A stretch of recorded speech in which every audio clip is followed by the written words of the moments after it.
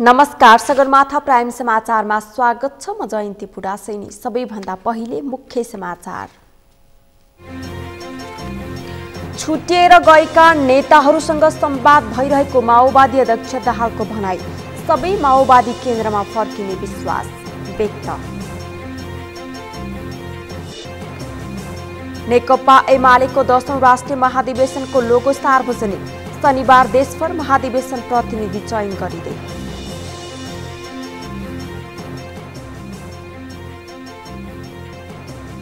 संयुक्त विद्यार्थी संगठनद्वारा काठमाडौँको टेकु स्थित नेपाल ओइल निगमको केन्द्रीय कार्यालय घेराउ। इन्धनको मूल्य वृद्धिको चौतर्फी विरोध।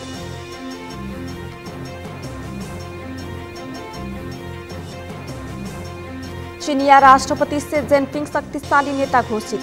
चिनिया नेताहरू माओ त्से-तुङ र देङ स्याओपिङ सरहको हैसियत कायम।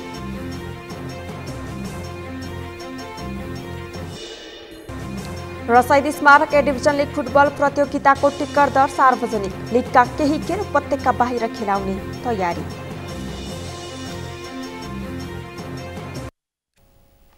सगरमाथा समाचार अब विस्तारमा।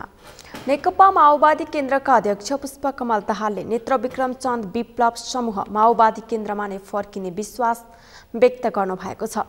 आज पार्टी कार्यालय पेरिस डाँडामा विभिन्न पार्टीबाट माओवादी केन्द्रमा प्रवेश गरेका नेता तथा कार्यकर्ताहरूलाई सम्बोधन गर्दै अध्यक्ष दाहालले नेत्रविक्रम चन्द विप्लव माओवादी केन्द्रमा नै फर्किने विश्वास व्यक्त गर्नुभएको हो। उहाँले माओवादीबाट टुक्रिएर गएका अन्य नेताहरूसँग आफ्नो संवाद भइरहेको बताउँदै मोहन वैद्य, किरण, डाक्टर बाबुराम भट्टराई लगायतका सबै माओवादी मिलेर नै मौलिक क्रान्तिकारी धारलाई अघि बढाउन सकिने बताउनुभयो। अध्यक्ष दाहालले आराम गर्दै रमाइलो मान्दै रोमान्स जस्तो गरेर माओवादी क्रान्तिलाई अघि बढाउन नसकिने बताउँदै समाजवादतर्फ इमान्दार हुने कम्युनिस्टहरू ढिलो चाँडो पुरानो घरमा फर्केर आउने बताउनुभयो। आउनुहुन्छ भनेर म विश्वास पनि व्यक्त गर्न चाहन्छु। अब अलग बसेर होइन, हामी सबै एक ठाउँमा केन्द्रित भएर मात्रै नेपाली क्रान्तिलाई अझ मौलिक तरिकाले नयाँ अध्ययन अनुसन्धान गरेर नयाँ रणनीति सहित अगाडि लान सकिन्छ। कुनै रोमान्स जस्तो गरिकन लान सकिँदैन। तर मलाई विश्वास छ अहिले कुराकानी पनि चलि पनि राखेको छ। किरणजीहरू, बाबुरामजीहरू, विप्लवजीहरू र अरू समाजवादी आन्दोलनप्रति, समाजवादी क्रान्तिप्रति इमान्दार हुने सबै कम्युनिस्टहरू फेरि एकचोटि एकताबद्ध हुनै पर्छ। मलाई विश्वास छ हामीले धेरै ठुलो सङ्घर्ष र बलिदानपछि सङ्घीय लोकतान्त्रिक गणतन्त्रसम्म नेपाललाई ल्याइएको छ। हामी जानु अझ धेरै टाढासम्म जानु छ। त्यो यात्रा हामी सबैले आपसमा हातेमालो गरेर मात्रै पार गर्न सकिन्छ। एक्लै पार गर्छु भन्यो भने चाहिँ त्यसको नियत जेसुकै भए पनि नियति चाहिँ छेद विच्छेद हुनु बाहेक अर्को हुँदैन। कार्यक्रममा अध्यक्ष दाहालले एकै युग र एउटै कालखण्डमा धेरै प्रचण्ड हुन नसक्ने बताउनुभयो। उहाँले एउटा समयमा जनता, आन्दोलन, समय र सङ्घर्ष, सही विचार र बलिदानबाट मात्रै प्रचण्ड पैदा हुन सक्ने बताउनुभयो। अध्यक्ष दाहालले कोही एक व्यक्तिको चाहनामा र लहर चल्दैमा क्रान्ति नहुने भन्दै प्रचण्ड नेपाली जनताले जन्माएको बताउनुभयो। उहाँले प्रचण्ड व्यक्ति नभई सही विचार, बलिदान, सङ्घर्षको प्रतीक भएको पनि बताउनुभयो।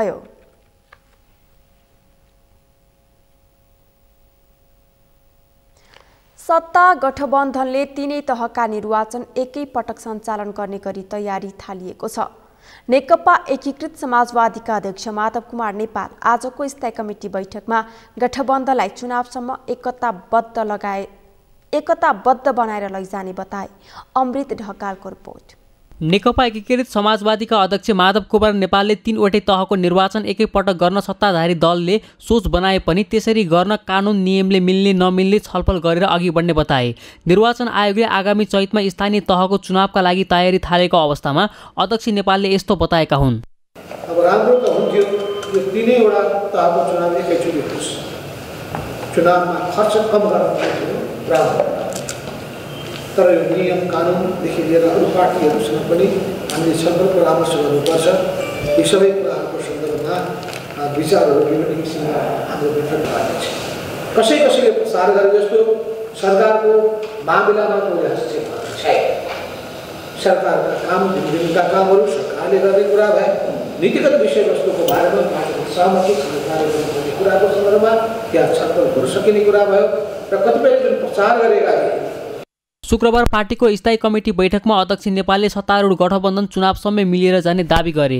सत्ता गठबन्धन चुनावसम्मै मिलेर जाने वा नजाने भन्ने बारे बहस भइरहेका बेला अध्यक्ष नेपालले राष्ट्रिय सभाको निर्वाचन र उपनिर्वाचनमा सत्तारूढ दलहरूले मिलेर उम्मेदवारी दिने सहमति भइसकेको समेत जानकारी दिए। सत्तारूढ गठबन्धनलाई तोड्न नदिन आफूहरूले सत्तारूढ दलबीच समन्वय समिति बनाउनु परेको उनले बताए। कतिपय प्रतिनिधि सभा र प्रदेश सभाको पनि स्थान रिक्त स्थानमा हुने उपनिर्वाचनमा पनि हामी मिलेरै जानेछौँ। यसर्थ हाम्रो पार्टीको पनि सम्बन्धित निकाय सम्पूर्ण तयारी गर्नुपर्छ, गृह कार्य गर्नु पर्यो, सङ्ख्यात्मक रूपमा हेर्नु पर्यो, मतदाताको बारेमा जानकारी प्राप्त गर्नु पर्यो र विजय सुनिश्चित गर्नका लागि के गर्नुपर्ने हो सबै तयारी गर्नु। अध्यक्ष नेपालले एमाले छोडेर आफ्नो पार्टीमा प्रवेश गर्नेहरूको लहर लागेको बताएका छन्। अध्यक्ष नेपालले उत्साहपूर्वक ढङ्गले एमाले छोडेर आफ्नो पार्टीमा प्रवेश गर्नेहरूको सिलसिला नै चलेको बताए। एमाले छोडेर हाम्रो पार्टीमा प्रवेश गर्ने सिलसिला चलेको छ। अब जिल्ला झन्डै लगभग सबै जिल्ला कमिटी नै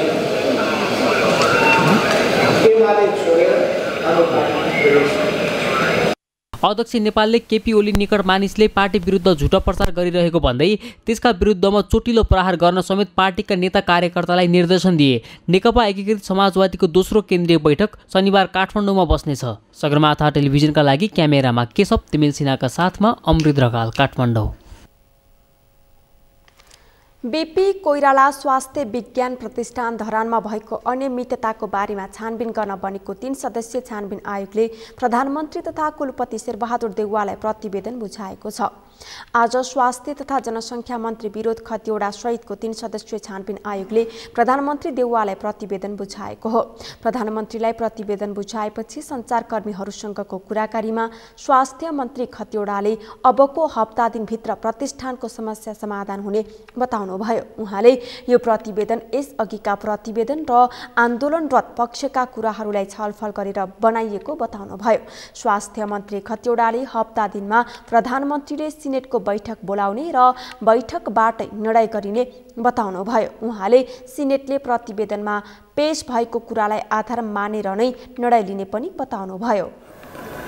त्यहाँका पदाधिकारी जसको विरुद्धमा आन्दोलन भएको थियो पदाधिकारीहरू, त्यहाँका विद्यार्थी र शिक्षकहरू, कर्मचारीहरू अनि धरान नगरपालिकाको हलमा मेयरसहित त्यहाँका जनप्रतिनिधि, विभिन्न पार्टीका प्रतिनिधि, मिडियाका साथीहरू र यो धरानको विषयलाई लिएर आन्दोलनरत सरोकार समाज भनौँ अथवा त्यस्तै केही नाम राखिएको थियो, उनीहरूसँग पनि हामीले सबैसँग कुरो बुझेपछि हामीले उहाँहरूको राय र उहाँहरूले भनेका विषयवस्तुलाई पनि समेटेर र स्पष्टीकरणको पूर्ण अवसर दिएर हामीले जे देखेका छौँ त्यसलाई हामीले प्रतिवेदनमा उल्लेख गरेका छौँ। नियमावली अनुसार हामी बैठक बोलाउनु पर्ने अवधि 5-7 दिनको समय दिएर सिनेटको बैठक बोलाउँछौँ।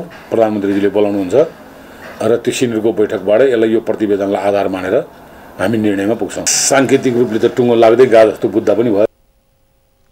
स्वास्थ्य मन्त्री खतिवडाको अध्यक्षमा बनेको छानबिन आयोगमा स्वास्थ्य मन्त्रालयका सचिव डाक्टर रोशन पोखरेल, धरान उपमहानगरपालिकाका प्रमुख तिलक राई हुनुहुन्छ। प्रतिष्ठानका चिकित्सक, विद्यार्थी र कर्मचारीहरूले शैक्षिक, आर्थिक, प्रशासनिक र स्वास्थ्य सेवा सुधार हुनुपर्ने अनियमितताको छानबिन र दोषीमाथि कारबाहीको माग गर्दै 4 महिना यता निरन्तर आन्दोलन गरिरहेका छन्। आन्दोलन थप चर्किँदै गएपछि सरकारले वार्ता टोली गठन गरेर आन्दोलनकारीको माग सम्बोधन गर्ने सहमति गरेको थियो।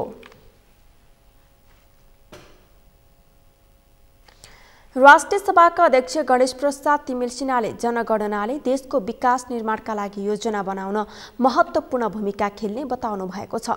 शुक्रबार आफ्नै सरकारी निवास बालुवाटार पुगेको केन्द्रीय तथ्याङ्क विभागको टोलीलाई आफ्नो विवरण टिपाइसकेपछि सञ्चारकर्मीहरूसँग संक्षिप्त प्रतिक्रिया दिँदै उहाँले जनगणनाले देशको विकास निर्माणको योजना तर्जुमा गर्न महत्त्वपूर्ण भूमिका खेल्ने बताउनु भएको हो। जनगणनाको प्रश्नावलीमा धेरै विषयवस्तु समेटिएको भन्दै उहाँले प्रश्न अनुसारको सही उत्तर दिएमा देशको यथार्थ चित्र आउने विश्वास समेत व्यक्त गर्नुभयो। अध्यक्ष तिमिल सिन्हाले गणकहरूले मानिसहरूलाई सम्झाएर बुझाएर यथार्थ तथ्याङ्क सङ्कलन गर्नुपर्नेमा जोड दिनुभयो। हामी प्रत्येक 10 वर्षमा गर्ने गरेका छौँ र यो सामान्य बुझाइमा खालि जनसङ्ख्या कति छ भन्ने मात्रै बुझाइ हुन सक्छ अथवा जन्म र मृत्यु दर कति छ भन्ने एउटा सामान्य बुझाइ हुन्छ। तर यसको धेरै गहिरो अर्थ पनि छ। यो राष्ट्रको विकासको सूचकाङ्क, हामी कसरी अगाडि बढ्दैछौँ, भविष्यमा कहाँ पुग्ने, त्यसको लागि विकास निर्माणका योजना निर्माण गर्ने वडा तहदेखि बस्ती तहदेखिबाट राष्ट्रसम्मका योजनाहरू निर्माण गर्नको लागि तथ्याङ्कको ठुलो महत्त्व हुन्छ। किनकि यसमा त्यति मात्र होइन, सबै विषयवस्तुलाई समेटेर क्वेसनरहरू बनाएको छ र त्यो अनुसारका सही उत्तर दिँदाखेरि देशको सही चित्र चाहिँ प्रकट हुन सक्छ। यसकारण सबैले गम्भीरतापूर्वक झिजो नमानिकन पहिलो कुरा त हाम्रो घर घरमा जाने गणकहरूले राम्रोसँग त्यहाँको घरबेटीलाई भनौँ राम्रो सम्झाउनु पर्ने हुन्छ। कतिपय नबुझ्नु होला, झर्कनु होला, अरू हुन्छ। अध्यक्ष तिमिल सिन्हाले जनगणनामा टिपाएका विवरणहरू गोप्य हुने भन्दै खुलेर आफ्नो सही विवरण गणकलाई टिपाउन पनि सबैलाई आग्रह गर्नुभएको छ। गत कार्तिक 25 गतेदेखि सुरु भएको 12औं राष्ट्रिय जनगणना मङ्सिर 9 गतेसम्म सञ्चालन हुनेछ।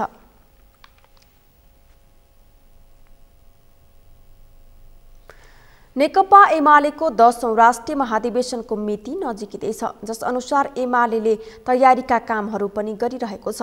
त्यही क्रममा आज 10औं राष्ट्रिय महाधिवेशनको लोगो सार्वजनिक गरिएको छ। एक रिपोर्ट। शुक्रबार ललितपुरको च्यासलस्थित तुलसीलाल स्मृति प्रतिष्ठान भवनमा पार्टीको 10औं राष्ट्रिय महाधिवेशन मूल्य व्यवस्थापन कमिटीले आयोजना गरेको पत्रकार सम्मेलनमा महासचिव ईश्वर पोखरेलले सो लोगो सार्वजनिक गरेका हुन्। लोगोमा पार्टीको चुनाव चिन्ह सूर्य र गैंडाले पार्टीको झण्डा बोकेको राखिएको छ। चितवन गैंडाको लागि प्रख्यात भएकाले लोगोमा गैंडा पनि समावेश गरिएको महाधिवेशन प्रचार समितिका संयोजक योगेश भट्टराईले जानकारी दिए। त्यसैगरी पत्रकार सम्मेलनमा पार्टीको मूल नारा दक्षिणपन्थी अवसरवाद र संगठनात्मक अराजकर्तालाई पराजित गरौं, जबजको मार्गदर्शनमा समाजवादको आधार निर्माण गरौं उल्लेख गरिएको जिंगल पनि सार्वजनिक गरिएको थियो। पार्टीका कार्यालय सचिव शेरबहादुर तामाङले महाधिवेशनमा पार्टीका सदस्यले सहयोग स्वरूप उपलब्ध गराउने कम्तीमा 100 रुपैयाँ सहयोग उपलब्ध गराउनको लागि क्यूआर कोड सार्वजनिक गरे। पत्रकार सम्मेलनमा पार्टीका महासचिव ईश्वर पोखरेलले राष्ट्रिय राजनीतिलाई सही दिशा दिने गरी पार्टीको महाधिवेशन सम्पन्न हुने दाबी समेत गरे। उनले महाधिवेशनबाटै पार्टीको नेतृत्व सहमतिमै चयन हुने दाबी गरे। पार्टीका सबै जिम्मेवार साथीहरूको सोही मानसिकता रहेको उल्लेख गर्दै उनले केपी ओली नेतृत्व गरिरहेको राजनीतिक ध्रुवलाई सहयोग पुग्ने गरी पार्टीले नेतृत्व सहमतिमै चयन गर्ने बताएका हुन्। हाम्रो महाधिवेशन तयारीको सिलसिलामा हामीले गरिरहेका कामहरूको बारेमा यहाँहरूलाई मैले जानकारी गराएको। यसपटकको यो महाधिवेशन विगतका अरू कुनै पनि महाधिवेशनभन्दा बिल्कुल पृथक ढङ्गले नयाँ ढङ्गले पार्टी शक्तिलाई मोबिलाइज गर्दै पार्टी पङ्क्तिमाथि निर्भर रहेर हामी यो ऐतिहासिक राष्ट्रिय महाधिवेशन सम्पन्न गर्दैछौँ। यहाँहरू सबैले हाम्रो तयारी, हामीले गरेको तयारीको बारेमा, हाम्रो महाधिवेशनका विषयहरूको बारेमा, जसरी विधानका महाधिवेशनको बारेमा न्युजहरू सम्प्रेषण भए, यो राष्ट्रिय महाधिवेशन जसले नेतृत्व चयन गर्छ, त्यो नेतृत्व चयन गर्ने महाधिवेशनको बारेमा पनि यहाँहरूले यस हिसाबले नै समाचारहरू सम्प्रेषण गरिदिनुहुनेछ।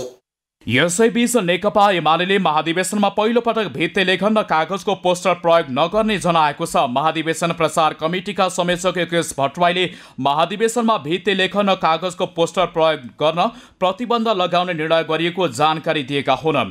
त्यसैगरी एमालेले सबै स्थानीय तहमा सम्बन्धित वडा कमिटीको आयोजनामा पार्टीको महाधिवेशनको प्रचारको लागि सभा, गोष्ठी लगायतका कार्यक्रमहरू आयोजना गर्ने भएको छ।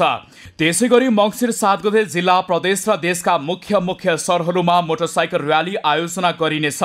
राष्ट्रिय युवा संघ नेपाल अनेरा शिविर र खेलकुद महासंघको आयोजनामा महाधिवेशनको प्रसारको लागि सो मोटरसाइकल र्याली आयोजना हुने पनि संयोजक भट्टराईले बताए। एमाले महाधिवेशनमा पार्टी अध्यक्ष केपी ओली र सञ्चारकर्मीहरू बीच पनि अन्तर्क्रिया कार्यक्रम आयोजना गर्दैछ। पार्टीको बुद्धिजीवी परिषदले प्रदेश स्तरीय गोष्ठी लगायतका कार्यक्रमहरू पनि आयोजना गर्ने एमाले जनाएको छ। हामी ब्यानर कपडाको ब्यानर चाहिँ कहीँ पनि राख्दैनौँ र अर्को खाल हामी भित्ते लेखन गर्दैनौँ। यो चाहिँ भित्ते लेखन पनि गर्दैनौँ, कागजको पोस्टरहरू पनि राख्दैनौँ।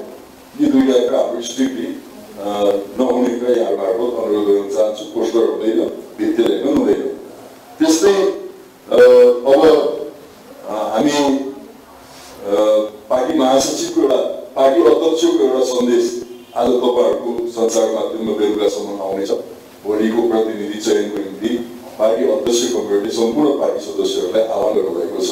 सहमतिका साथ एउटा आम हिसाबले नेकपा एमालेलाई एकताबद्ध गर्ने सन्देश उहाँले दिने हुनुहुन्छ। आज तपाईँहरूको सञ्चार माध्यममा भोलिसम्म हामी यहाँहरूलाई पठाउनेछौँ। नेकपा एमाले महाधिवेशनमा समाचार सङ्कलनका लागि पुगेका सञ्चारकर्मीहरूका लागि छुट्टै मिडिया डेस्कको समेत व्यवस्था गर्ने जनाएको छ। आसन्न मङ्सिर 10 देखि 12 चितवनमा हुने एमालेको राष्ट्रिय महाधिवेशनमा 2000 बढी प्रतिनिधिहरू सहभागी हुनेछन्। महासचिव पोखरेलले महाधिवेशनमा करिब 8 लाख पार्टी सदस्य सहभागी हुने अपेक्षा गरिएको बताए।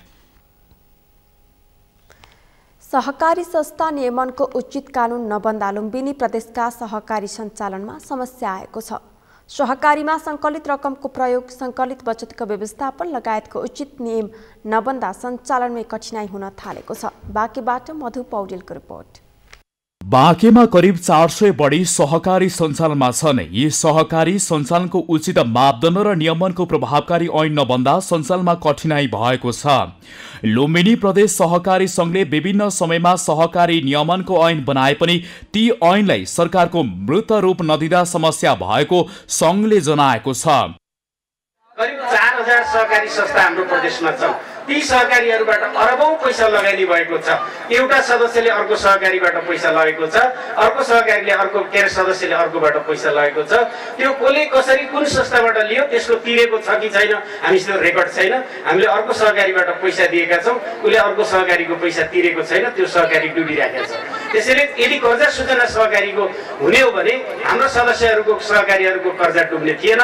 त्यसैले त्यो कर्जा सूचना केन्द्रलाई पनि हामीले मन्त्रीज्यूको नाताले हामीले त्यो ऐन अन्य प्रदेशहरूभन्दा 7वटै प्रदेशको भन्दा अलिक विशिष्ट खालको ऐन बनाएका छौँ। सहकारी सञ्चालनमा समस्या भए पनि आर्थिक गतिविधिका लागि सहकारी आवश्यक महसुस गर्दै स्थानीय निकायमै दर्ता भएर सञ्चालन हुने सहकारीको संख्या बढ्दो छ। अहिले कृषि बहुउद्देश्य बचत तथा ऋण सहकारी धेरै छन्। 403वटा सहकारी दर्ता भएका छन्। पछिल्लो अवस्थामा गाउँपालिकामा थप 10वटा जति दर्ता भएका छन् र ती सहकारीहरूमा जिल्ला सहकारी सङ्घमा अहिले 390वटा सहकारीहरू दर्ता भएका छन्। त्यसमा सबैभन्दा धेरै बचत ऋण सहकारीहरू संस्था छन् भने कृषि सहकारीहरू 109वटा कृषि सहकारीहरू दर्ता छन्। सहकारी मार्फत देशको अर्थतन्त्रमा परिवर्तन ल्याउन सकिने सम्भावना भए तापनि देशमा बन्ने गरेको ऐन कानुनको पूर्णता नपाउँदा व्यवस्थापनमा कठिनाई भएको छ। सहकारी गरेर 3 खम्बे अर्थनीति लिएको छ र देशमा एउटा महत्त्वपूर्ण एउटा खम्बाको रूपमा सहकारीलाई लिएको छ। तर देशमा सङ्घीय लोकतान्त्रिक गणतन्त्र स्थापनासँगै 3 खम्बे अर्थनीति लिएर हामी समाजवादमा पुग्ने हो भनेर भन्दा सहकारीहरूलाई जसरी व्यवस्थित गर्नुपर्ने हो, जसरी आम जनतालाई सहकारी मार्फत परिचालन गरेर उत्पादनमा अगाडि बढाउनु पर्ने हो, ती कामहरू हाम्रो चाहिँ हामीले सोचे अनुरूप त्यो अनुरूप हुन सकेन। हाम्रा आवश्यक ऐन कानुनहरू अलि केही पछाडि पनि केन्द्रमा बन्न 74 सालमा आयो, प्रदेशमा 76 सालमा आयो। विभागले हिजोका विभागले हस्तान्तरण गरेका सहकारीका कागजपत्रहरू अथवा रेकर्डहरू बाँकेमा मात्र नभई लुम्बिनी प्रदेशमा सञ्चालनमा रहेका सहकारी संस्था सहकारी ऐन 2074, सहकारी नियमावली 2075, लुम्बिनी प्रदेश सहकारी ऐन 2075 का आधारमा रहेर सञ्चालनमा आएका भए तापनि सीमित सहकारीले राम्रो व्यवस्थापन गरे धेरै सहकारीको अवस्था दयनीय छ। सगरमाथा टेलिभिजनका लागि बाँकेबाट मधु पौडेलको रिपोर्ट। सगरमाथा प्राइम समाचारमा एकैछिन विश्रामपछि संयुक्त विद्यार्थी संगठनद्वारा काठमाडौँको टेकु स्थित नेपाल आयल निगमको केन्द्रीय कार्यालय घेराउ, इन्धनको मूल्य वृद्धिको चौतर्फी विरोध। चिनिया राष्ट्रपति सी जिनपिङ शक्तिशाली नेता घोषित, चिनिया नेताहरू माओ त्से-तुङ र देङ स्याओपिङ सरहको हैसियत कायम।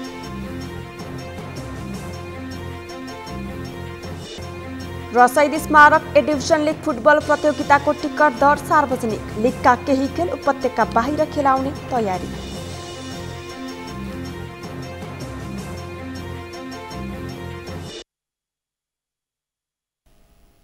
विश्रामपछि पुनः स्वागत छ। अब बाँकी समाचार। पेट्रोलियम पदार्थको मूल्य वृद्धिको चौतर्फी विरोध सुरु भएको छ। सर्वसाधारणले जनताको ढाड सेक्ने गरी निगमले मूल्य बढाएको आरोप लगाएका छन्। सत्तारूढ दलकै विद्यार्थी संगठनले पनि बढेको मूल्य फिर्ता लिन माग गर्दै नेपाल ओइल निगममा घेराउ गरेका छन्। त्यस्तै उपभोक्ता अधिकार कर्मीले निगमले मनोमानी ढङ्गले मूल्य बढाएको आरोप लगाएका छन्।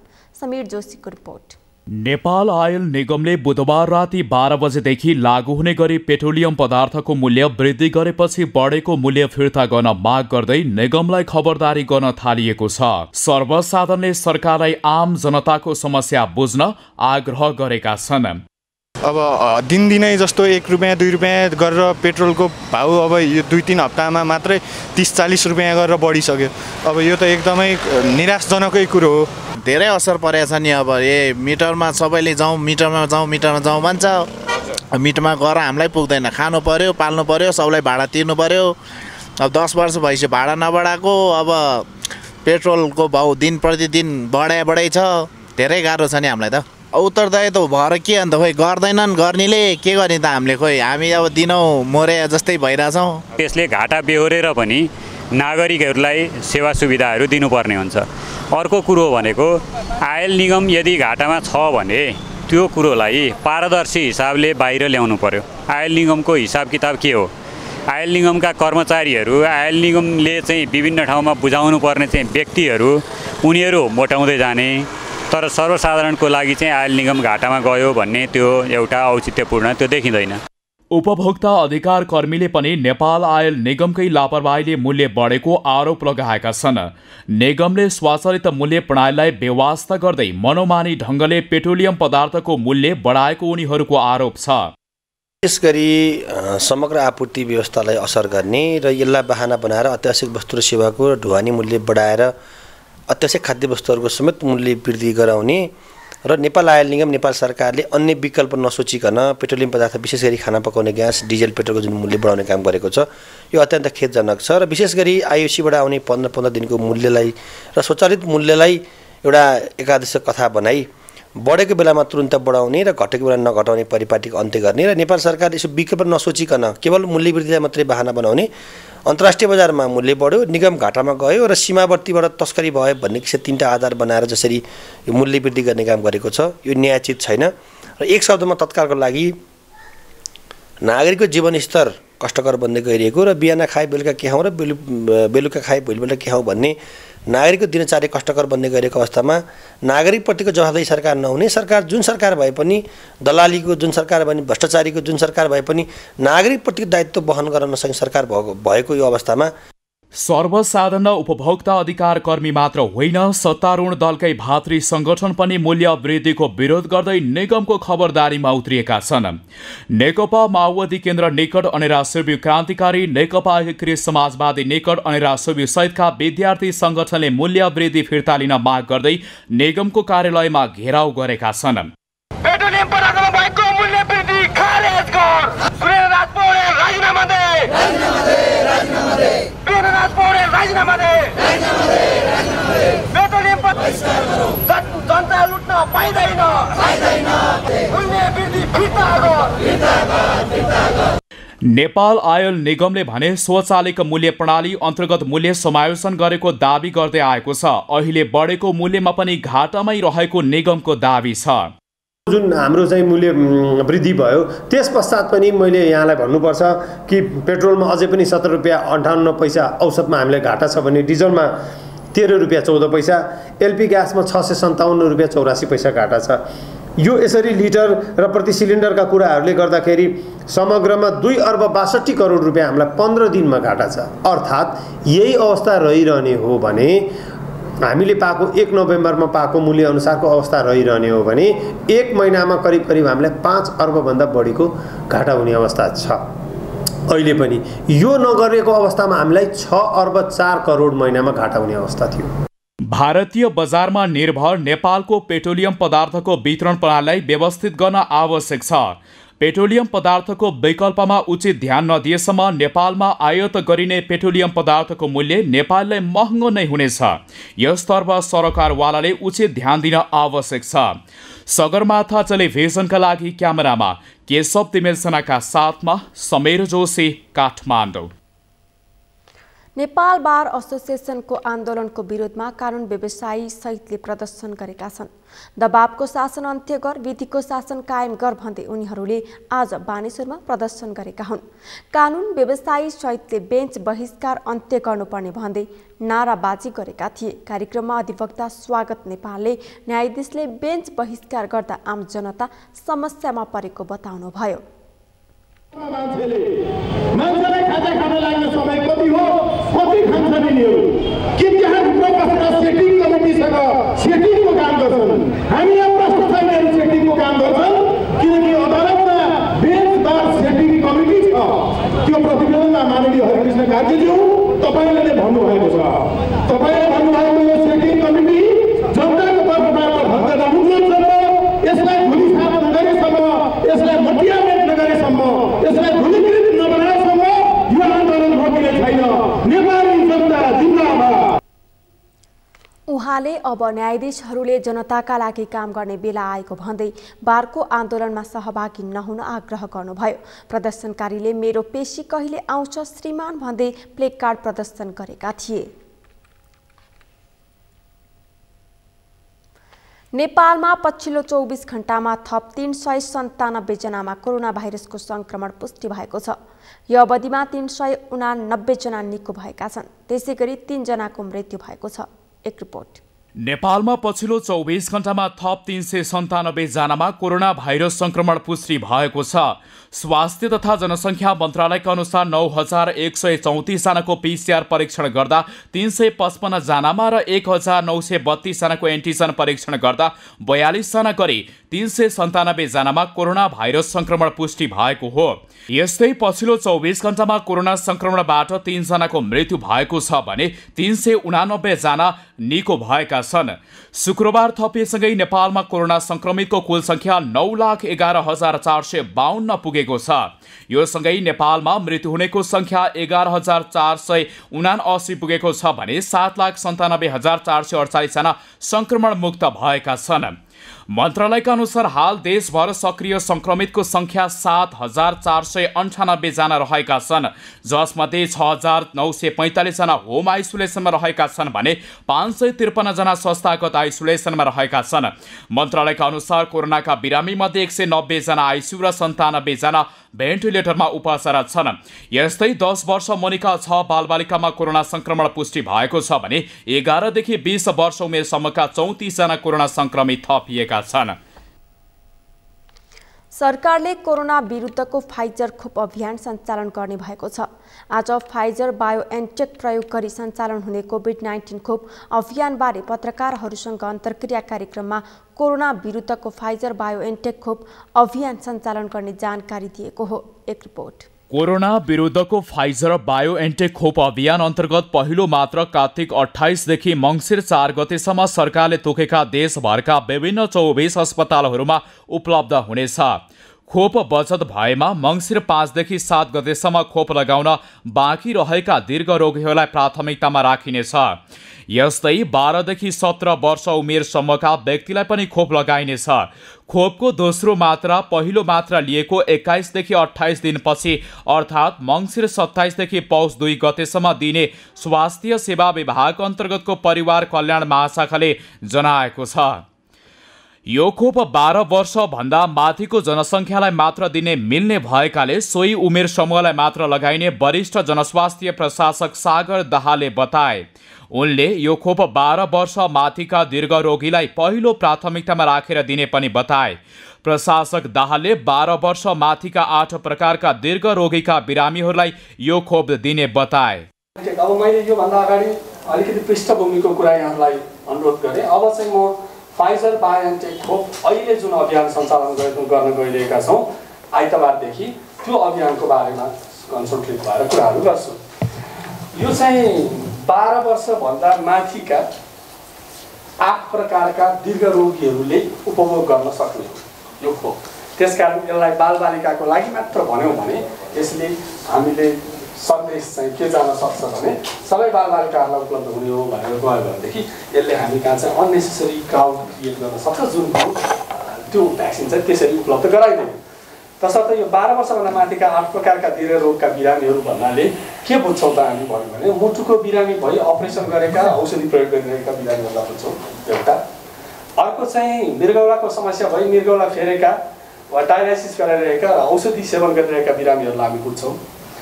र त्यस्तै जुनसुकै प्रकारको क्यान्सर पहिचान भई उपचारमा रहेका बिरामीहरूलाई बुझ्छौँ हामी। त्यस्तै गरेर अर्को चाहिँ फोक्सोको समस्या भई चिकित्सकको पूर्जा बमोजिम औषधि सेवन गरिरहेका बिरामीहरू भनेर बुझ्छौँ। त्यस्तै अङ्ग प्रत्यारोपण गरेका बिरामीहरू र उच्च रक्तचाप वा मधुमेह भई चिकित्सकको निगरानीमा उपचार गराइरहेकालाई हामी बुझ्छौँ। कार्यक्रममा स्वास्थ्य मन्त्रालयका प्रवक्ता तथा एपिडियोमोलोजी तथा रोग नियन्त्रण महाशाखाका निर्देशक डाक्टर कृष्ण प्रसाद पौडेलले यस खोपको माग धेरै भए पनि दीर्घ रोगीहरूलाई पनि दिने बताए। उनले नेपालमा पनि अल्ट्रा पोल्ट खोप सञ्चालन गर्न सकिन्छ भनेर देखाउने अवसर भएको बताए। लङ क्रोनिक डिजिजहरू फोक्सोका मुटुका भएका व्यक्तिहरू जसले योभन्दा अगाडि खोप पाउनु भएको छैन, 18 वर्षभन्दा माथि त जेनतेन हामीले अन्य खोप दिइरहेका छौँ। त्यसैले यो समूह प्राथमिकतामा रहन्छ र हामीले यसपछि डिसेम्बरमा आउन लागेको खोपको लागि चाहिँ अहिलेको हाम्रो हामीले गर्न सक्ने प्रोग्राम रन गर्ने चाहिँ हिसाबले चाहिँ त्यो प्रोग्रामलाई चाहिँ एउटा रिहर्सल पनि हामी कसरी जान्छ भन्नेलाई पनि पक्कै चाहिँ हुन्छ। र धेरै पदमजीले भने जस्तै धेरै चाहिँ विशेष गरी विद्यालय जाने उमेरका किशोर किशोरीका बुवा आमाहरू चाहिँ एकदम अभिभावकहरू चाहिँ एकदमै प्रतीक्षारत हुनुहुन्छ डिसेम्बरसम्मको लागि। त्यसका लागि पनि हामीले यो चाहिँ एकदमै राम्ररी चलेको देखाउनु छ। यसमा यहाँहरूको ठुलो योगदान पक्कै पनि रहनेछ सही सूचना जानको लागि, दोहोरिन नदिनको लागि। किनभने हाम्रै समाज हो, कतिजना व्यक्तिहरूले फेरि थप डोज लगाउने हिसाबले यसलाई मिसयुज पनि गर्न सक्नुहुन्छ।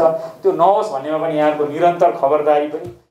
स्वास्थ्य सेवा विभागका महानिर्देशक डाक्टर दिपेन्द्र मण सिंहले कोरोना विरुद्धको खोप लगाएपछि मानिसहरू एक किसिमले कवचधारी बन्ने बताए। उनले कोरोना भाइरसको जोखिम कायमै रहेकाले मास्क, सामाजिक दूरी र सरसफाइलाई ध्यान दिन आवश्यक रहेको बताए। हामीले अहिले भर्खरै तपाईँहरूले हेरि पनि सक्नुभयो, अब हामी अबाउट 50% फर्स्ट डोज 50% टार्गेटेड पिपलमा हुन लागिरहेको छ। सायद अब केही दिनपछि हुन्छौँ पनि होला।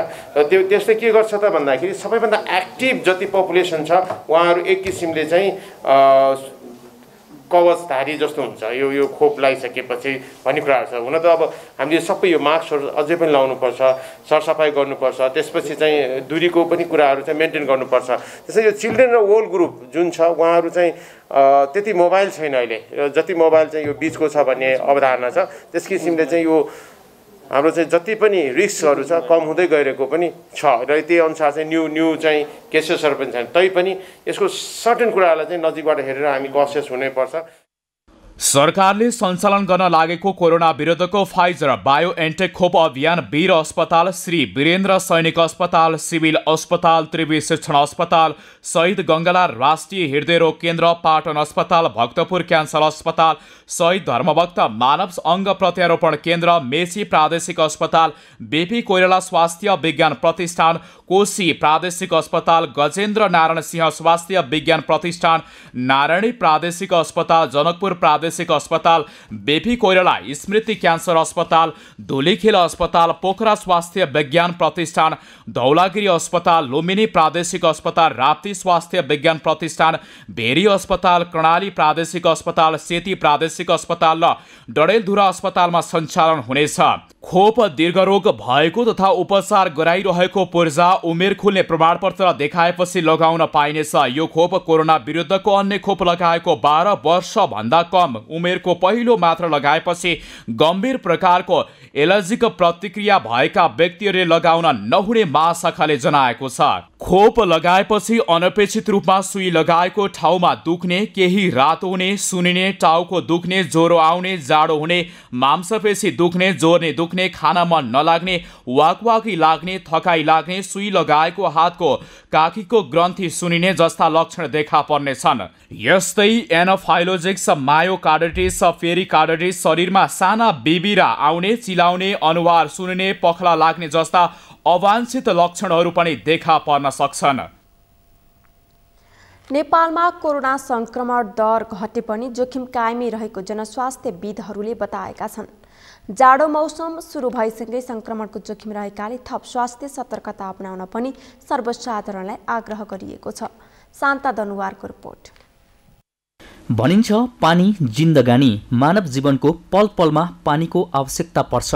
तर अझै पनि नेपालका कतिपय स्थानमा खानेपानीको चरम समस्या छ। यही खानेपानीको नेपालमा कोरोना भाइरस संक्रमण दर कम भए पनि जोखिम कायमै रहेको जनस्वास्थ्यविदहरूले बताएका छन्। जोखिम न्यूनीकरण गर्न उच्च स्वास्थ्य मापदण्ड पालना गर्न स्वास्थ्य तथा जनसङ्ख्या मन्त्रालयले आग्रह गरेको छ। सरकारले संक्रमणको जोखिम कायम रहेकाले सभा, सम्मेलन र भिडभाड हुने कार्य नगर्न आह्वान गर्दै आएको छ। चाडपर्व लगायत अन्य दैनिकी काममा बाहिर निस्कदा स्वास्थ्य मापदण्डको उल्लङ्घन भइरहेको छ। बिना मास्क घर बाहिर निस्कने, अनावश्यक काममा पनि भिडभाड गर्ने जस्ता क्रियाकलापले जोखिम बढ्न सक्ने चिकित्सकहरू बताउँछन्। पछिल्लो समय केही सुधारात्मक लक्षण देखिए पनि जोखिम कायमै छ।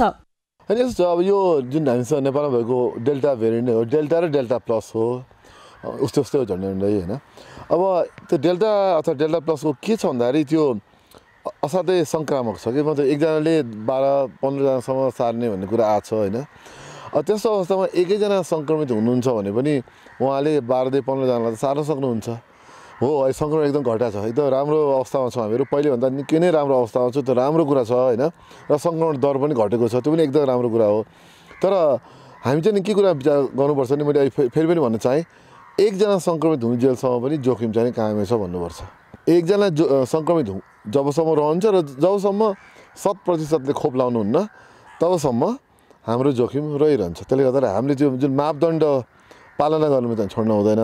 र विशेष गरी अरू बेला भन्दा पनि अलिक जोखिम समूहको अगाडि अथवा भिडभाडमा अथवा बन्द कोठामा चाहिँ नि अलिकति विशेष ध्यान चाहिँ दिनु जरुरी छ। जस्तै मास्क लाउने, दूरी कायम गर्ने, त्यो चाहिँ हामीले गर्नुपर्छ। अब आउटडोरमा अर्कै नियम बन्ला, अब छिटै आउटडोरको लागि बेग्लै नियम बन्ला होइन। तर भिडभाड, बन्द कोठा र जोखिम समूहको अगाडि चाहिँ नि त्यो मापदण्ड चाहिँ नि कायमै राख्नु जरुरी हुन्छ। कोरोना संक्रमणको जोखिम कम गर्न खोप नै प्रभावकारी भएकाले सरकारले खोप पर्याप्त मात्रामा उपलब्ध गराउन आवश्यक छ। सबै उमेर समूहलाई खोप पुर्याउन सके जोखिम कम हुने उनीहरू बताउँछन्। चाडपर्व सकिए लगत्तै स्कुल कलेजहरू पनि खुल्न थालेका छन्। बालबालिकाका लागि खोप उपलब्ध नभएकाले स्कुल कलेजमा जोखिम बढी छ। यसकारण सरकारले खोपको उपलब्ध गराउन आवश्यक छ भने स्कुल कलेजमा अनिवार्य रूपमा स्वास्थ्य मापदण्डको पालना गर्न आवश्यक रहेको जनस्वास्थ्यविदहरू बताउँछन्। स्कुल खोल्ने कुरा चाहिँ एकदम राम्रो कुरा, खोल्नु पनि पर्थ्यो किनभने सङ्क्रमण दर घटेको हिसाबले र सङ्क्रमण दर साथसाथै बालबालिकामा यो सङ्क्रमणको लक्षण कम हुने र यसले गर्ने प्रभाव बालबालिकामा स्वतः कम हुन्छ भनेर विश्वका तथ्याङ्कले पुष्टि गरिसकेको छ। तर पनि अब स्कुल खोलिसकेको छ, खोलेको अवस्थामा चाहिँ नि सकेसम्म बालबालिकालाई स्कुलमा चाहिँ मास्क लगाउनै पर्छ नै भनेर लगाउने बाहिर खेल्ने बेलामा बाहेक होइन स्कुलभित्र बन्द कोठामा चाहिँ मास्क लगाउने साथै अब जो बालबालिकाको घरमा वृद्ध हुनुहुन्छ जो जोखिम समूह हुन्छ अथवा जसको घरमा चाहिँ खोप अधिकांशले लागेको छैन ती बालबालिकाको परिवारमा चाहिँ नि बालबालिका जो जोखिम समूहको अगाडि जानुहुन्छ उनीहरूले चाहिँ मास्क लगाइदिनुपर्छ। कोरोना महामारी कायमै रहेकाले अनिवार्य रूपमा सामाजिक दूरी, सही रूपमा मास्कको प्रयोग र हातको सरसफाइमा सबैले ध्यान दिनुपर्ने जनस्वास्थ्यविदले सुझाव दिएका छन्। कोरोना संक्रमणको जोखिमलाई कम गर्न सरकार र आम नागरिकले सामूहिक जिम्मेवारी वहन गर्न आवश्यक छ। सगरमाथा टेलिभिजनका लागि क्यामेरामा सुरेन्द्र राउतका साथ शान्ता दनवार, काठमाडौँ। जलस्रोतको धनी देश भनिए पनि नेपालका कतिपय स्थानमा खानेपानीको समस्या विद्यमान छ। यो समस्या राजधानीवासी पनि भोग्न बाध्य छन्। खानेपानीको समस्या खेपिरहेको राजधानी र अन्य शहरलाई लक्षित गरी विभिन्न पानी उद्योगहरू खुलेका छन्। तर ती उद्योगबाट उत्पादित पानीको शुद्धतामा भने प्रश्न उठेको छ। के छ त वास्तविकता? पुष्कर खतिवडाको रिपोर्ट। भनिन्छ पानी जिन्दगानी, मानव जीवनको पल पलमा पानीको आवश्यकता पर्छ। तर अझै पनि नेपालका कतिपय स्थानमा खानेपानीको चरम समस्या छ। यही खानेपानीको आवश्यकतालाई लक्षित गर्दै नेपालमा विभिन्न पानी उद्योगहरू खुलेका छन्। तर ती उद्योगबाट उत्पादित पानीको शुद्धतामा भने प्रश्न उठेको छ। खाद्य प्रविधि तथा गुण नियन्त्रण विभागले आर्थिक वर्ष 2077-78 मात्रै गुणस्तरहीन पानी उत्पादन गरेको आरोपमा 15वटा पानी उद्योगलाई कारबाही गरेको छ। विभागका अनुसार ती पानीमा कुनै दूषित, कुनै न्यून स्तरको त कुनै लेभल अपूर्ण भएको पाइएको छ। हामी भरसक चाहिँ यो खाद्य स्वच्छता भनेको नियमन निकायले मात्रै गर्न सक्ने अवस्था होइन। त्यसैले गर्दा आम उपभोक्ता जुन व्यवसायी सबभन्दा सुसूचित हुनेको व्यवसायी हुनुपर्छ। उसले आफ्नो उत्पादन गरेको उसको जिम्मेवारी हुन्छ स्वच्छ र गुणस्तरीय उत्पादन गर्ने। अनि हाम्रो अनुगमन त अब प्रभावकारी हुनु नै पर्यो, हाम्रो पनि रोल भइहाल्छ। तर सबै स्टेक होल्डरले आफ्नो ठाउँबाट काम गर्यो भने हामी स्वच्छता र गुणस्तरको परिकल्पना गर्न सक्छौँ। यत्र तत्र खुलेका पानी उद्योगले स्वास्थ्य मापदण्ड पूरा नगर्दा त्यसको मारमा भने आम उपभोक्ता परेका छन्। चिकित्सकहरूका अनुसार गुणस्तरहीन पानीको सेवनबाट आउँ, झाडा पखला लगायत रोगहरू निम्त्याउन सक्छ।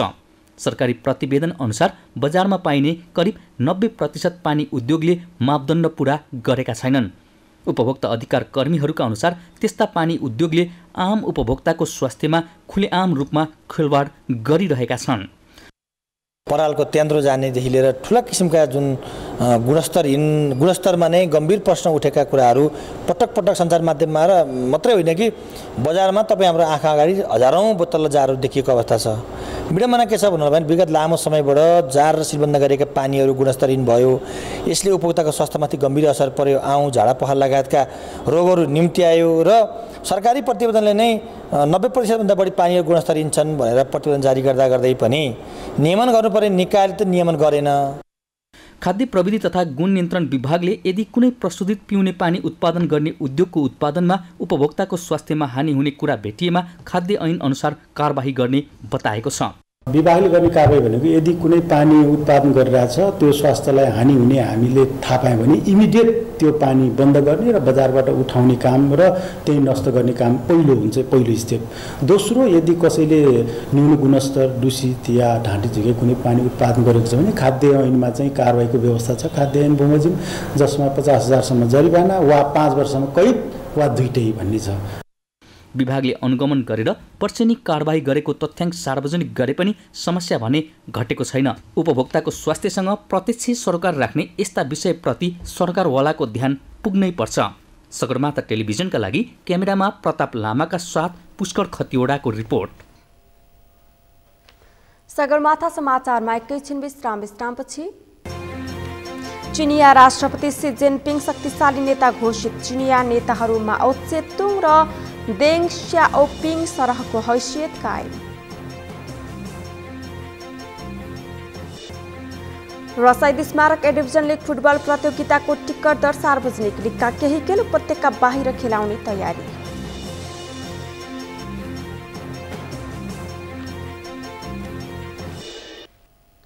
विश्रामपछि पुनः स्वागत छ। अब पालो अन्तर्राष्ट्रिय समाचारको।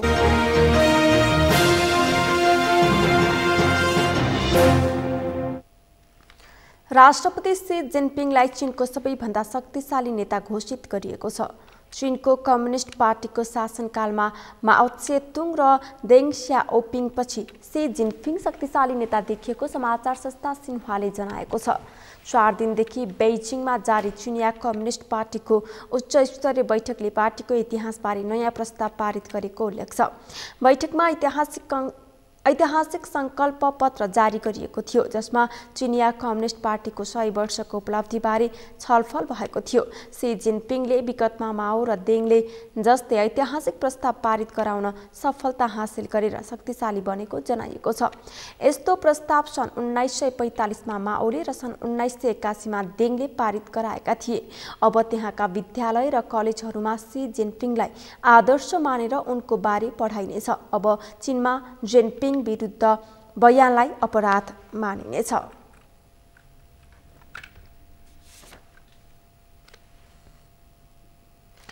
अब पालो अर्थ समाचारको।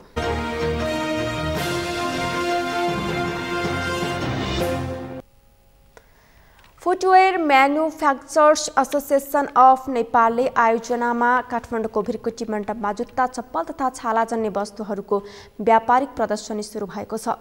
आज काठमाडौँमा एक कार्यक्रमका बीच नेपाल उद्योग वाणिज्य महासंघका वरिष्ठ उपाध्यक्ष चन्द्रप्रसाद ढकालले व्यापारिक प्रदर्शनीको उद्घाटन गर्नुभयो। जुत्ता उद्योगी स्वयंले नै स्टल राखेका कारण प्रदर्शनीमा बजारमा भन्दा सस्तो दरमा जुत्ता पाइने आयोजकले दाबी गरेको छ। प्रदर्शनीको उद्घाटन गर्दै उद्योग वाणिज्य महासंघका वरिष्ठ उपाध्यक्ष ढकालले भर्खरै कोरोनाको कहरबाट अर्थतन्त्र पूर्ववत अवस्थामा फर्कदै गर्दा बैंक तथा वित्तीय संस्थामा देखिएको तरलताको अभावले अर्थतन्त्र पुनः डामाडोल हुने हो कि भन्ने आशंका रहेको बताउनुभयो। त्यस्तै उद्योग वाणिज्य महासंघका वरिष्ठ उपाध्यक्ष ढकालले मुलुकभित्रको व्यापार घाटा कम गर्न सकेसम्म निर्यातलाई बढाउन पर्ने बताउनुभयो। प्रदर्शनी कार्तिक 26 गतेदेखि मङ्सिर 13 गतेसम्म सञ्चालन हुनेछ। अवलोकनकर्ताहरूलाई आकर्षित गर्न छाला, जुत्ता तथा वस्तुमा 15 देखि 50% छुटको व्यवस्था समेत गरिएको आयोजकले जनाएको छ। प्रदर्शनीमा नेपालका चर्चित 30 वटा कम्पनीका 100 भन्दा धेरै स्टल राखिएका छन्। अब पालो खेल समाचारको।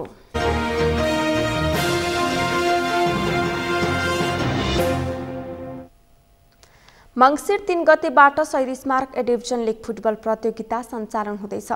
अखिल नेपाल फुटबल सङ्घ एन्फाले प्रतियोगिता सञ्चालनका लागि अन्तिम तयारीका कामहरू द्रुत गतिमा गरिरहेको जनाएको छ। त्यही क्रममा एन्फाले आज टिकट दर निर्धारण गरेको घोषणा गरेको छ। एक रिपोर्ट। त्रिपेश्वर स्थित दशरथ रङ्गशालामा एन्फाले आयोजना गरेको पत्रकार सम्मेलनबाट दर्शकलाई रङ्गशालामा प्रवेश दिने तयारी भएको भन्दै टिकटको मूल्य निर्धारण गरेको जनाएको हो। दशरथ रङ्गशालामा हुने खेलका लागि साधारण प्याराफिटतर्फ 100 र भिआइपी प्याराफिटतर्फ 500 रुपैयाँ दर टिकट निर्धारण गरेको एन्फाका महासचिव इन्द्रमान तुलाधारले जानकारी दिए। हामीले चाहिँ एउटा अब इभिनिङ फुटबल फ्रन्ट लाइनमा खेल्ने फुटबलको पनि डेभलप गर्ने र क्लबहरूको चाहिँ विशेष अनुरोध पनि हप्तामा एउटा मात्रै म्याच खेलौँ भन्ने छ र त्यसमा चाहिँ अब हामी शुक्रबार, शनिबार, आइतबारको कन्सेप्टमा गइरहेका छौँ। तर हाम्रो रेफ्री डिपार्टमेन्टले दिनको 3टा म्याच गर्न गाह्रो हुन्छ भनेर दिनको 2टा बढीमा 2टा म्याच मात्रै हामीले चाहिँ प्रस्ताव गरिरहेको छ। तसर्थ हामीले चाहिँ विकेन्डको चाहिँ कल्चर पनि डेभलप गरौँ भनेर क्लबहरूलाई, किनभने हामीले यो म्याचका केही म्याचेसहरू पोखरामा पनि लाने हाम्रो तयारी भएको हुँदाखेरि चाहिँ हप्तामा एउटा क्लबले एउटा मात्रै म्याच खेल्ने र हामीले फागुनको 14 सम्ममा यसलाई चाहिँ सिद्ध्याउने हाम्रो योजना रहेको छ। दर्शकहरूलाई सहज होस् भनेर साधारण प्याराफिटमा 100 मात्रै तोक्ने र भिआइपी प्याराफिटमा सिट पनि थोरै छ। हामीले चाहिँ 500 रुपियाँ तोक्ने र हामीले अब परिषदसँग पनि रिफ्रेसमेन्टको स्टलहरू राख्नका लागि स्वीकृति मागेका छौँ र उहाँहरू पनि पोजिटिभ हुनुहुन्छ। हामीले अब दर्शकहरूको रिफ्रेसमेन्टका कुराहरू पनि गर्छौँ। एन्फाले गत संस्करणको लेखमा भन्दा धेरै दर्शक ल्याउने लक्ष्य राखेर टिकटको मूल्य घटाएको जानकारी समेत दियो। त्यस्तै लेखलाई उपत्यका बाहिर लैजाने योजना स्वरूप मनाङले प्रस्ताव गरेको मैदानमै खेल खेलाउने लेखका 2 चरणका खेलहरू पोखरामा खेलाउने तयारी भइरहेको एन्फा महासचिव इन्द्रमान तुलाधारले सङ्केत समेत गरे। ए डिभिजन लिगका निर्देशक सञ्जीव मिश्रले 2 चरणका खेल तालिका सार्वजनिक भइसकेको र बाँकी खेलका लागि खेल स्थलको टुङ्गो लागिसकेपछि निर्धारण हुने बताए। निर्देशक मिश्रले एक सातामा 4 दिन खेल सञ्चालन हुने लक्ष्य अनुसार शुक्रबार, शनिबार, आइतबार र सोमबार खेल हुने जानकारी समेत दिए। मङ्सिर 3 गते शुक्रबार शनिबार आइतबार गर्ने भनेर भनेको थियो, तर तीनवटा म्याच गर्नको लागि चाहिँ हामीसँग सफिसियन्ट रेफ्री डिपार्टमेन्टले चाहिँ तीनवटा म्याच गर्नको लागि चाहिँ सफिसियन्ट रेफ्री छैन। त्यसकारणले चाहिँ उहाँहरूको सल्लाह चाहिँ एक दिनमा चाहिँ 2वटा मात्र म्याच गरिदिनुहोस् भन्ने अनुरोध अनुसारले चाहिँ हामी शुक्रबार 2वटा म्याच, शनिबार 2वटा म्याच, आइतबार 1वटा म्याच र सोमबार 2वटा म्याच गर्छौँ। शुक्रबार शनिबार हामी दशरथ रङ्गशालामा म्याच दुवै म्याच दशरथ रङ्गशालामा गर्छौँ। एउटा म्याच 1 बजे किकअफ हुन्छ भने अर्को म्याच 4:30 बजे किकअफ हुन्छ। मनाङ मर्स्याङ्दी क्लबको होम ग्राउन्ड पोखरा रङ्गशाला भएकाले केही खेल त्यहाँ गराउने विषयमा पनि छलफल भइरहेको एन्फाले जनाएको छ। यसअघि कार्तिक 29 गतेदेखि नै लिग सुरु हुने बताइए पनि अन्तिम समयमा आएर आयोजक एन्फाले प्राविधिक कारण देखाउँदै लिग 3 दिनपछि धकालेको हो। पहिलो चरणका खेलहरू शुक्रबार र शनिबार दुवै दिनका खेल दशरथ रङ्गशालामा तथा आइतबार र सोमबार यान्फा कम्प्लेक्समा हुने यान्फाले जानकारी दिएको छ। त्यसपछिका खेलको तालिका भने केही खेलपछि मात्र निर्धारण गर्ने एन्फाको तयारी छ। त्यस्तै लिग सुरु हुन अघि कोभिड नेगेटिभको रिपोर्ट बुझाएका खेलाडीलाई प्रतियोगिताका दौरान कोरोना संक्रमण भए क्लब र परिवारलाई बोझ नदिने भन्दै त्यसको उपचारको जिम्मा एन्फाले लिने महासचिव तुलाधारले बताए। हामी प्रतियोगितालाई चाहिँ पोखरा लान्छौँ। अब मनाङ मर्स्याङ्दी क्लबको म्याचहरू मात्र लान सकिएन भनेदेखि 2 राउन्डको म्याचेसहरू चाहिँ हामी चाहिँ पोखरा लगेर चाहिँ यसरी 4 दिन 3 दिन नखेलाइकन हप्तै दिन चाहिँ खेलाएर चाहिँ हामीले चाहिँ लिएर आउनुपर्ने अवस्था आउँछ। क्लबलाई कुनै पनि आर्थिक भार नपर्ने गरिकन, प्लेयरको परिवारलाई पनि आर्थिक भार नपर्ने गरिकन चाहिँ हामीले चाहिँ कोभिडको सम्पूर्ण जिम्मा एन्फाले लिने तरिकाले चाहिँ यसलाई चाहिँ सुरु गरेका छौँ। तर हामीले यो अहिले कोभिड अलिक कम भएको हुँदा चाहिँ फुल क्यापेसिटी क्राउडमै हामी जान्छौँ। यसमा हामीले भ्याक्सिनको कुराहरू गर्दैनौँ। अस्ति हामीले फ्रेन्डली म्याचमा जस्तो कुराहरू चाहिँ गर्दैनौँ। फुल क्यापेसिटी क्राउडमा चाहिँ हामी जान्छौँ। लिग सञ्चालनको लागि एन्फाको बजेट करिब 6 करोड 50 लाख रुपैयाँ रहेको छ। त्यसमध्ये 1 करोड 50 लाख रुपैयाँको हाराहारीमा कतार एयरवेजले बेहोर्नेछ। नयाँ सिजनको लिगमा 14 क्लबले प्रतिस्पर्धा गर्दैछन्, जस अन्तर्गत मक्सिर 3 गते फ्रेन्च र सातोपाटो युथ क्लब बीच दशरथ रङ्गशालामा उद्घाटन खेल हुनेछ। समाचारको अन्त्यमा मुख्य समाचार फेरि एकपटक। छुटिएर गएका नेताहरूसँग संवाद भइरहेको माओवादी अध्यक्ष दाहालको भनाई। सबै माओवादी केन्द्रमा फर्किने विश्वास व्यक्त।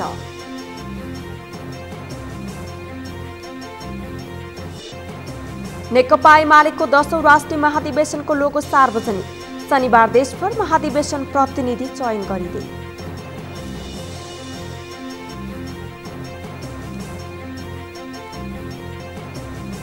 संयुक्त विद्यार्थी संगठनद्वारा काठमाडौँको टेकु स्थित नेपाल ओइल निगमको केन्द्रीय कार्यालय घेराउ। इन्धनको मूल्य वृद्धिको चौतर्फी विरोध।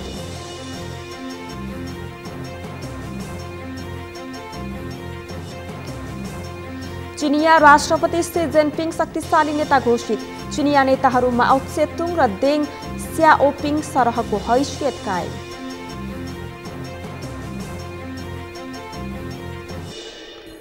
रसाइद स्मारक डिभिजन लिग फुटबल प्रतियोगिताको टिकट दर सार्वजनिक। लिगका केही खेल उपत्यका बाहिर खेलाउने तयारी।